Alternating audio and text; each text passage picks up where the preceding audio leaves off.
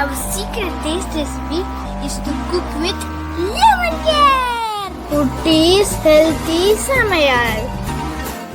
Hello friends, welcome to Kutti's Healthy Samayal. Be positive, be healthy. நாம் இன்றைக்கி ரொம்ப டேஸ்டியான பருப்பு இல்லாத இட்லி சாம்பார் எப்படி செய்யுதுன்னு பார்க்கலாமா? அதுக்கு முன்னாடி நம்ம சேனலை சப்ஸ்கிரைப் பண்ணாதவங்க சப்ஸ்கிரைப் பண்ணிவிட்டு பக்கத்தில் இருக்க பெல் பட்டனை கிளிக் பண்ணிக்கோங்க. ஆல் ஆப்ஷனை கிளிக் பண்ணுங்கள். அப்போ தான் நாங்கள் போடுற எல்லா வீடியோஸோட நோட்டிஃபிகேஷன்ஸ் உங்களுக்கு வரும்.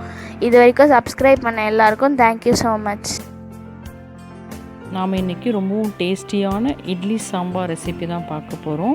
இது பருப்பே இல்லாத சாம்பார். நீங்கள் சொன்னால் தான் இதில் பருப்பு நம்ம ஆட் பண்ணலன்னே தெரியும். அந்தளவுக்கு ரொம்பவும் டேஸ்டியாக இருக்கும்.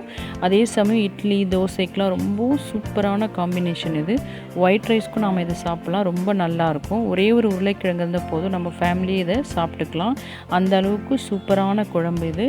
வாங்க இது எப்படி செய்யுதுன்னு பார்த்துக்கலாம். வீடியோ ஸ்கிப் பண்ணாமல் பாருங்கள். அப்போ தான் உங்களுக்கும் இன்ட்ரெஸ்டிங்காக இருக்கும், எங்களுக்கும் சப்போர்ட்டிவாக இருக்கும். இதுக்காக நம்ம ஃபர்ஸ்ட் ஒரு மசாலா பவுடர் ரெடி பண்ணிக்கலாம். அதுக்காக ஒரு பேன் வச்சு 1 ஸ்பூன் ஆயில் ஆட் பண்ணிக்கிறேன்.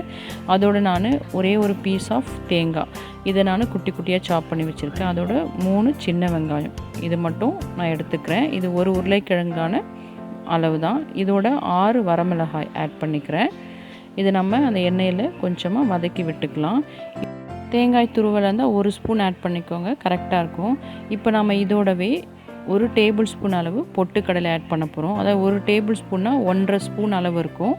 அதோட சீரகம் 1 ஸ்பூன், பெப்பர் 5 மட்டும் எடுத்துக்கிறோம், அதாவது மிளகு, அப்புறம் பூண்டுப்பல் இது ஒரு 5 எடுத்துக்கிறோம். அவ்வளோதான். இதையும் நம்ம அதோட ஆட் பண்ணி நல்லா வதக்கி விட்டுக்கலாம். அது கூடவே 1 ஸ்பூன் அளவு சோம்பு எடுத்துக்கலாம். இதையும் நம்ம ஆட் பண்ணி நல்லா வதக்கி விட்டுக்கலாம். இது ரொம்பவும் ரோஸ்ட் பண்ண வேணாம், கருகக்கூடாது. லைட்டாக ரோஸ்ட் பண்ணால் போதும். இது ஆக்சுவலாக ராவாகவே அரைச்சாலும் ரொம்ப நல்லாயிருக்கும், அதாவது வறுக்காமல். ஆனால் லைட்டாக நீங்கள் ரோஸ்ட் பண்ணி வறுத்திங்கன்னா இன்னும் அதோட ஃப்ளேவர் ரொம்ப நல்லாயிருக்கும். அவ்வளோதான், இது போதும். இப்போ நம்ம ஸ்டவ் ஆஃப் பண்ணிக்கலாம். இது ஆறட்டும். அடுத்ததாக குழம்பு தாளிக்கிறதுக்காக ஒரு பேன் வச்சு தேவையான அளவுக்கு எண்ணெய் ஆட் பண்ணிக்கலாம். எண்ணெய் நல்ல சூடான பிறகு 1 ஸ்பூன் அளவுக்கு கடுகு ஆட் பண்ணிக்கிறேன். நான் கடுகோட உளுந்தும் கொஞ்சமாக சீரகமும் ஆட் பண்ணியிருப்பேன், கலந்து வச்சுருப்பேன்.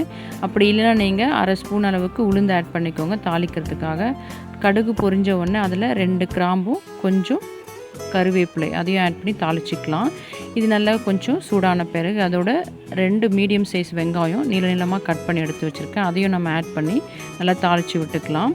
இது நல்லா வதங்கி வர்றதுக்காக தேவையான அளவுக்கு உப்பு ஆட் பண்ணிக்கலாம்.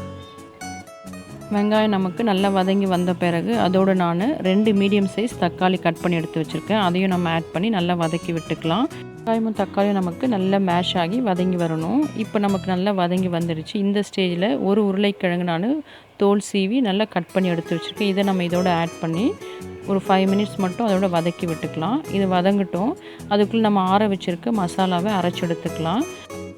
ஒரு மிக்ஸி ஜாரில் மசாலாவை ஆட் பண்ணி முடிஞ்ச அளவுக்கு நல்ல நைஸாக நம்ம அரைச்சி எடுத்துக்கலாம். இது ரொம்பவும் நைஸ் பவுடராக நமக்கு கிடைக்காது, ஆனாலும் முடிஞ்ச அளவுக்கு நம்ம நைஸாக அரைச்சிக்கலாம். இந்த அளவுக்கு நமக்கு பவுடராக கிடச்சிருக்கு. இப்படி ஆட் பண்ணுறது தான் இந்த குழம்புக்கு ரொம்பவும் டேஸ்ட்டாக இருக்கும். தண்ணி ஊற்றி நம்ம அரைக்கக்கூடாது, விழுதாயிடும். அது நமக்கு டேஸ்ட்டு வேறு மாதிரி இருக்கும். இது ரொம்ப சூப்பராக இருக்கும்.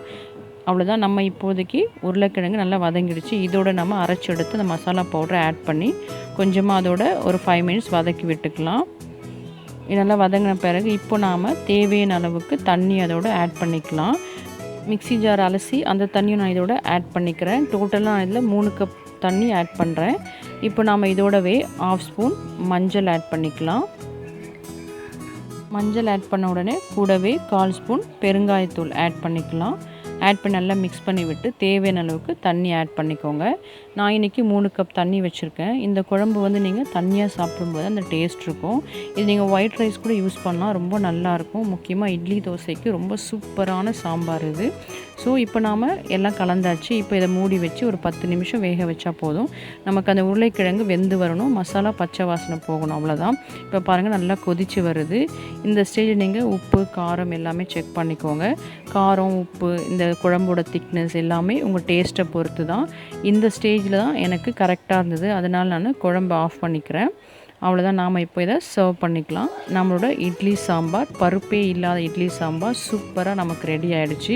இதோட டேஸ்ட்டும் இதோட ஃப்ளேவரும் அவ்வளோ சூப்பராக இருக்கும். நீங்கள் இதை ஒரு முறை செஞ்சு பார்த்தீங்கன்னா அப்புறம் இதை விடவே மாட்டீங்க. பிள்ளைங்க கண்டிப்பாக இதை இட்லிக்கு நீங்கள் கொடுக்கும்போது சூப்பராக ஒரு இட்லி எக்ஸ்ட்ராவே சாப்பிடுவாங்க. அந்தளவுக்கு ரொம்பவும் டேஸ்டியான இட்லி சாம்பார் ரெடி ஆகிடுச்சு. தோசைக்கும் இது சூப்பரான காம்பினேஷன், ரொம்ப டேஸ்டியாக இருக்கும். ஒயிட் ரைஸ்க்கும் இது ரொம்ப நல்லாயிருக்கும். ஸோ பருப்பு இல்லாத ரொம்பவும் டேஸ்டியான இட்லி சாம்பார் இந்த ரெசிப்பியில் நம்ம பார்த்துருக்கோம்.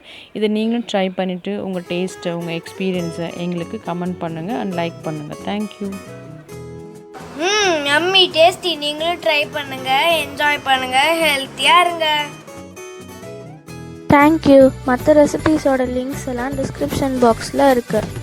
உங்களுக்கு இந்த வீடியோ பிடிச்சிருந்ததுன்னா லைக் பண்ணுங்கள், ஷேர் பண்ணுங்கள், கமெண்ட் பண்ணுங்கள், சப்ஸ்கிரைப் பண்ணுங்கள், பக்கத்தில் இருக்க பெல் பட்டனையும் கிளிக் பண்ணுங்கள். பாய்.